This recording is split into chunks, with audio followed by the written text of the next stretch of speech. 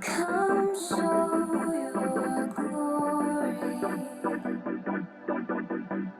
Come show your face. Come light a fire in us. Breathe on this place. Your love pursues us. Hey, welcome to the house. My name is Wes. My wife, Vanessa, and I, we are the lead pastors here, and wherever you're watching, we just want to say welcome home. Right now, this month, we're doing an entire series on why blank matters. And we're talking about really important topics that you and I care about, topics that our world around us is talking about, and topics that we want to hear what God has to say about. We're spending the entire month of June talking about that. We're going to talk about sex, sexuality, family, relationships, marriage, all of that in the month of June. For more questions, check out thehousela.org. It's going to tell you everything we believe about the Bible, everything we believe about God, everything that the Bible says about you as well. And most importantly, if you want to check out how you can find us for a live in-person service. This introduction to our series right here and all of the series itself, it's just a small piece of what we're going to talk about on Sunday. So if you want the full meal package, you got to come join us on a Sunday, 10 o'clock, right off Roscoe and Reseda here in Northridge. We'll throw the address for you up on the bottom of the screen. But without further ado, let's check out the message series. Welcome back. So glad that you're with us today. Hey, last week we talked about why sex matters. That was week number 1. If you want to check that out, you can pause right now and go watch that. Today we're continuing on our discussion on why blank matters, and we're talking about why your body matters. Why your body matters.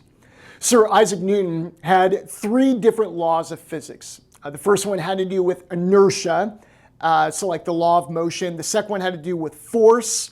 And the last one had to do with action and reaction. That's the one that most people know. For every action, there's an equal, come on, you can finish it, and opposite reaction. Basically, if one thing hits another thing, and this thing, there's this equal and opposite reaction to each other. It's how flying works. It's how jumping, he talks about when you push off the ground, it's like pushing off the ground, your feet pushing off the earth. And if you push off a little, then you jump a little, but if you push off a lot, you jump a lot.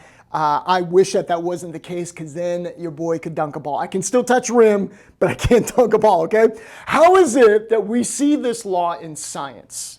That there's action and reaction. What I do has an effect. How far I push my feet off the ground is how high I jump. How is it, even if you can't touch the rim, how is it that we can see this law taking place in science? That there's action and reaction. I do this and this happens, and the two things are connected. How is it that we see this in science, and yet sometimes we deny this law in our own life? We fly around the world putting our life on the line, trusting this third law of action and reaction, and yet we don't pause and consider it in our own lives. Let me explain. Throughout the history of the church has had different emphasis on your spirit, your soul, and your body. There was something for a while called dualism throughout the church, and where they would focus only on the spirit, or other times people would focus more on the body, and they would deny the existence of the others. In the more modern church today, we see an overemphasis, maybe the last 30 years or so, on the spirit. And just, are you worshiping? Are you singing loud? Are you praying? We focus more on those things. Like maybe before the 50s and before then, there was a little bit more focus on the mind and what you knew and what you could memorize and what scriptures you knew. And then we swung the pendulum, and it was like how much you can pray, how much you can worship, and like almost to the full neglect of your body, of your family, and of your soul. Like they would say something like, I don't need to go see some crazy therapist. I worship and I speak in tongues. I'm like, that's great. Okay, that's great that you have part of your body. That to me is like saying I've got one shoe on. And I go, wait a second, what about your other shoe? Well, I've got my shoes on, but I've got no pants. I'm like, you're not fully dressed. Hold on a second. You are a tripartite being. You are a spirit, you have a soul, and you live in a body. And we're going to get into more of that a little bit later. Your body is important. That's very important for us to talk about. Your body is important. I'm not saying that it's not important, but your body is not you. Your body is important, but your body is not you. 1 Timothy 4:8, Paul talks about physical training is good, but training for godliness is much better, promising benefits in this life and the life to come. So you take care of your body, you take care of it now. Take care of your spirit. Man, it's not only good for right now and it makes your life good right now, but it makes the afterlife, your life walking with God, it has eternal rewards. Your body's important, but your body is not you.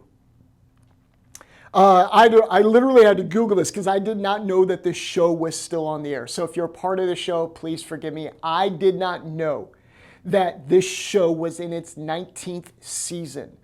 MTV Cribs is, yes, it is in its 19th season. I'm 41 years old, and that show has been around since I got out of high school. I'm in college, MTV Cribs. Hey, what's up, guys? Welcome to my house. Come on in. Can you imagine if someone's like, hey, welcome to my house, come on in. This is me. We would say, hold on a minute.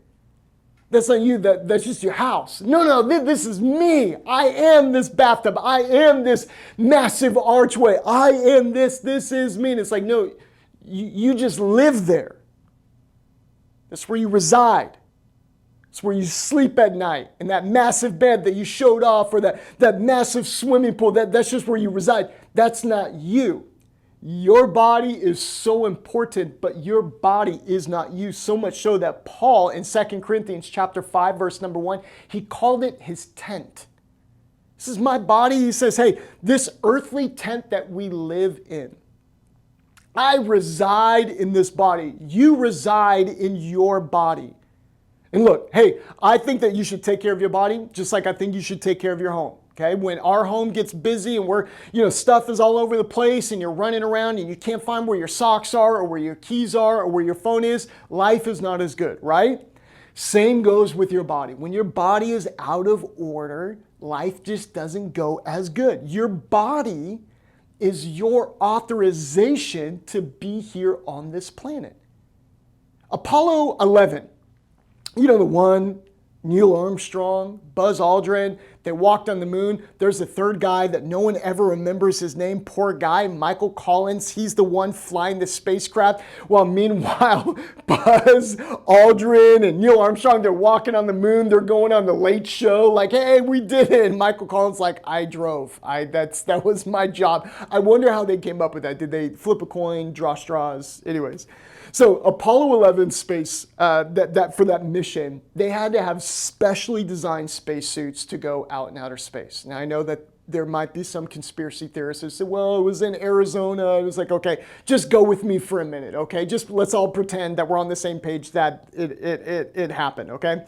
So they're going into outer space, and so they actually got I read an article on this, that they got all these young seamstress women to sew some of this really expensive fabric that they use for their spacesuits. And when when fabric during that day would cost maybe $3 or $4 or $5 a yard, this fabric cost $3,000 a yard, and they had to lock it in a safe. That's how expensive and costly it was. And they would sew these spacesuits up, and they'd have to make sure they would send them through x-ray machines to make sure that needles didn't get left while they were sewing. And it was a really intense environment because they knew that when they went out there in outer space, walking on the moon, that those spacesuits were the only thing keeping them safe. It was their authorization to be on that moon. It's their authorization to be even on other planets. Your body is your Earth suit. It's your authorization to be here on this planet. Think about it. Psalm 139, David says this. He says, you knit me together in my mother's womb. So it wasn't just those seamstresses with Apollo 11, but God knit you together in your mother's womb. Your body is your earth suit, but your body is not you. Our world today has an overemphasis either on the body or on our feelings. One of the strongest things that you could say today in any environment is, I feel. Oh, such a weighty statement.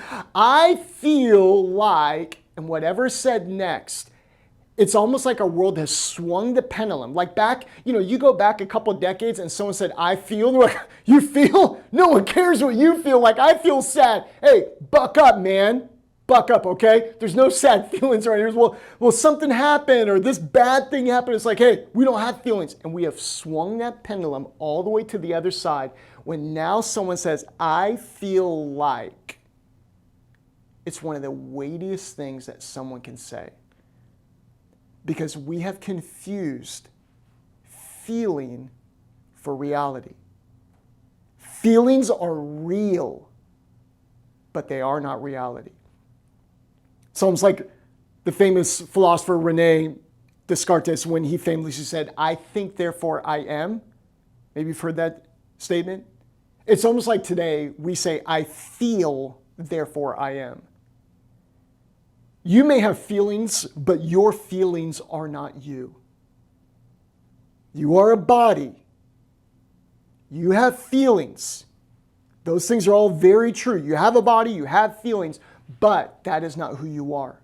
Let me give you another example. Have you ever had a dream that felt so real? You know what I'm talking about? Like you wake up and it was either a scary dream or a happy dream or someone that you loved was in that dream and they said something mean to you and then you see them the next day and you're mad at them. How dare you? How dare you? How dare you speak to me that way that you did? And they're like, why are you mad at me? And it's like, how dare you speak to me the way that you did? And it was like, it wasn't real. Although it felt real, it wasn't real. Although that feeling, it feels like truth, it's not truth. So you are a spirit, you have feelings, and you live in a body. Your spirit is the eternal part of you that needs to be regenerated. Now, here's the deal.